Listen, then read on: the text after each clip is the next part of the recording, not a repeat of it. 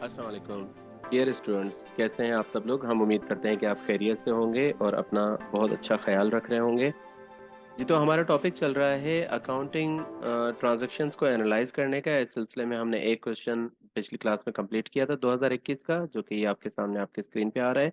आज हमने दूसरा क्वेश्चन लिया है, ये 2018 का पेपर का क्वेश्चन है, क्वेश्चन नंबर 3।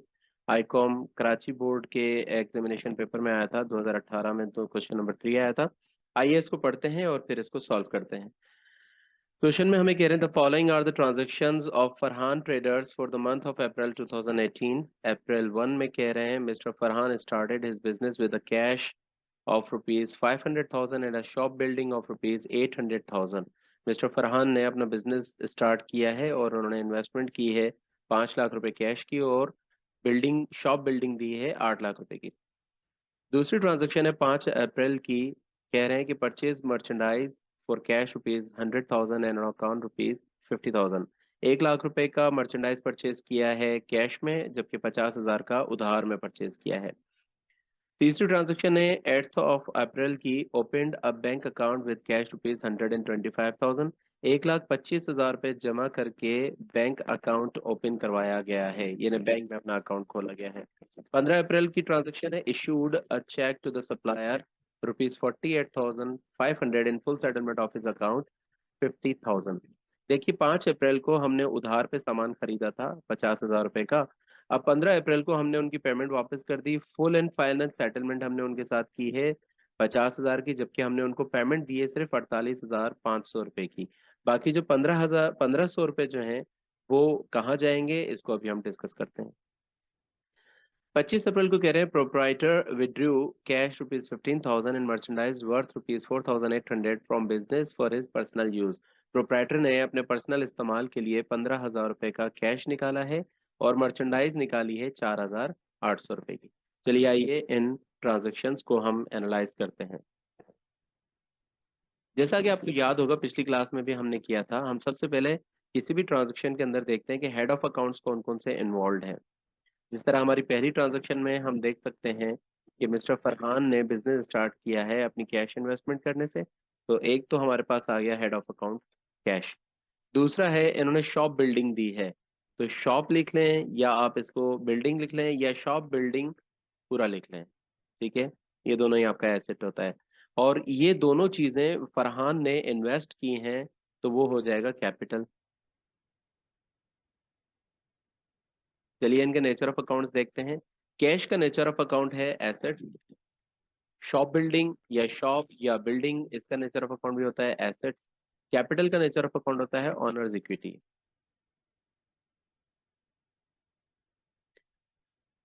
बिजनेस के अंदर कैश आ रहा है तो इसका मतलब इंक्रीज हो रहा है। शॉप बिल्डिंग भी हमारे पास आ रही है तो ये भी हमारे पास इंक्रीज हो रही है। जबकि ऑनर इक्विटी भी बिजनेस के अंदर डेवलप हो रहा है, आ रहा है, तो ये भी इंक्रीज हो रहा है। हमें याद होना चाहिए कि जब एसेट हमारे पास इंक्रीज होता है तो हम उसको डेबिट साइड पर रिकॉर्ड करते हैं, या हम इसको शॉर्ट फॉर्म में डीआर लिख सकते हैं। और शॉप बिल्डिंग भी एसेट है हमारा, ये भी इंक्रीज हो रहा है, तो ये भी हम डेबिट कर सकते हैं। जबकि कैपिटल हमारा ऑनर इक्विटी है, ऑनर इक्विटी जब इंक्रीज होता है तो उसको हम क्रेडिट पे रिकॉर्ड करते हैं। चलिए आइए अब इनके अमाउंट्स लिखते हैं। कैश है हमारे पास 5 लाख रुपए का, बिल्डिंग आ रही है हमारे पास 8 लाख रुपए की, तो ये 5 और 8 यानी 13 लाख रुपए की इन्वेस्टमेंट है मिस्टर फरहान की। हमारी पहली ट्रांजैक्शन की एनालाइजेशन हो गई। अब हम चलते हैं अपनी दूसरी ट्रांजैक्शन की तरफ। दूसरी ट्रांजैक्शन में कह रहे हैं purchased merchandise for cash rupees 100,000। देखिए इसमें हमारे पास आ रहा है मर्चेंडाइज, और कैश पे हमने लिया है और हमने उधार पे लिया है। उधार यानी ये पैसा हमने देना है, तो ये कहलाएगा अकाउंट्स पेएबल। जो उधार हमने देना होता है वो अकाउंट्स पेएबल कहलाता है, जो उधार हमने लेना होता है वो अकाउंट्स रिसीवेबल कहलाता है। मर्चेंडाइज का नेचर ऑफ अकाउंट है एसेट, कैश का भी नेचर ऑफ अकाउंट है एसेट, अकाउंट पेबल का नेचर ऑफ अकाउंट है लायबिलिटी। इस कंडीशन में मर्चेंडाइज हमारे पास आ रहा है यानी इंक्रीज हो रहा है, कैश हमारे पास से जा रहा है यानी डिक्रीज हो रहा है, लायबिलिटी यानी उधार हमारे ऊपर बन रहा है यानी इंक्रीज हो रहा है। आइए देखते हैं कि ये डेबिट होंगे या क्रेडिट होंगे। एसेट जब इंक्रीज होता है तो डेबिट में रिकॉर्ड किया जाता है, एसेट जब डिक्रीज होता है तो क्रेडिट में रिकॉर्ड किया जाता है, और लाइबिलिटी जब इंक्रीज होती है तो उसको क्रेडिट में रिकॉर्ड किया जाता है। इनके अमाउंट्स डाल देते हैं हम। मर्चेंडाइज, देखिए हमने दो मर्चेंडाइजेस परचेज किए हैं, एक हमने कैश में परचेज किया है 1 लाख रुपए का, और एक हमने उधार में परचेज किया है 50,000 रुपए का।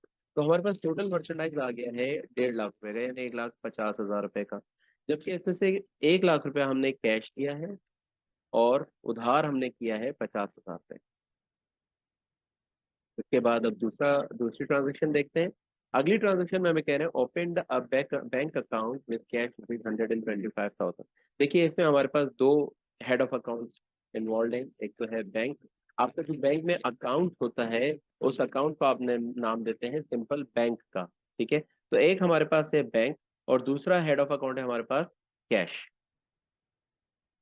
जो बैंक हेड ऑफ अकाउंट है इसमें ये हमारा एसेट होता है और कैश भी हमारा एसेट होता है। यहाँ पर हम बैंक में पैसे जमा करवा रहे हैं तो बैंक में हमारा पैसा बढ़ जाएगा। बैंक में हमारा अमाउंट पहले जीरो था, कोई भी बैंक अकाउंट हमने हमारा नहीं था, तो बैंक में हमारा अकाउंट अमाउंट जीरो था। अब वो अमाउंट जीरो से बढ़कर 1,25,000 हो गया, तो इंक्रीज हो गया। जबकि ऑफिस में जो कैश रखा हुआ था 1,25,000 रुपये, वो चला गया ऑफिस से बैंक में चला गया, तो ऑफिस में से डिक्रीज हो गया है। एसेट जब इंक्रीज होता है तो डेबिट साइड पर रिकॉर्ड करते हैं, और एसेट जब डिक्रीज होता है तो हम उसको क्रेडिट साइड पर रिकॉर्ड करते हैं। अमाउंट लिख देंगे 1,25,000, 1,25,000। अगली ट्रांजेक्शन में कह रहे हैं issued a cheque to the supplier ₹48,500 in full settlement of his account ₹50,000। देखिए इसमें सबसे पहले तो हमारे पास आ गया अकाउंट्स पेएबल का हेड। अकाउंट्स पेबल के अगेंस्ट में हमने उनको दिया है चेक। चेक इशू किया है यानी हमारे बैंक में से पैसे जाएंगे। ठीक है, और बाकी जो रिमेनिंग अमाउंट है ये है डिस्काउंट। अकाउंट पेबल हमारा नेचर ऑफ अकाउंट है लायबिलिटी, बैंक हमारा नेचर ऑफ अकाउंट है सॉरी एसेट्स। डिस्काउंट जब हम अवेल कर रहे हैं तो ये हमारे लिए इनकम होता है। जब हमें डिस्काउंट मिल रहा है तो वो हमारे लिए रेवेन्यू की कंडीशन में, आप कह सकते हैं कि रेवेन्यू की कंडीशन में आता है। ठीक है, लायबिलिटी, यहाँ पर हम हमारी लाइबिलिटी पे ऑफ हो रही है, हम अपनी लाइबिलिटी को दे रहे हैं। पहले 50,000 हमारे पे लाइबिलिटी थी, अब हमने वो पूरी सारी लाइबिलिटी दे दी, यानी डिक्रीज हो गई। बैंक में से हमारे पास से पैसा चला जाएगा, वो भी डिक्रीज हो गया। हमारी एक इनकम बन गई, हमें जो डिस्काउंट मिला है वो बेसिकली हमारी इनकम ही होती है। तो यहाँ पर हम कह सकते हैं कि हमारा एक रेवेन्यू बन गया, जनरेट हो गया, तो हमारा रेवेन्यू इंक्रीज हो गया। लाइबिलिटी जब डिक्रीज होती है तो उसको हम डेबिट साइड पर रिकॉर्ड करते हैं, और ये लाइबिलिटी हमारी डिक्रीज हो रही है 50,000 रुपीज से। बैंक में से हमारे पास से पैसा जा रहा है, डिक्रीज हो रहा है, ऐसे डिक्रीज होता है तो हम क्रेडिट साइड पर रिकॉर्ड करते हैं, और बैंक में से हमारे पास से अमाउंट जा रहा है 48,500। जबकि रेवेन्यू हमें मिला है 1,500 रुपये का, और रेवेन्यू इंक्रीज होता है तो क्रेडिट में रिकॉर्ड करते हैं। अगली ट्रांजेक्शन है हमारे पास proprietor withdrew cash ₹15,000 and merchandise worth ₹24,800 from business for his personal use।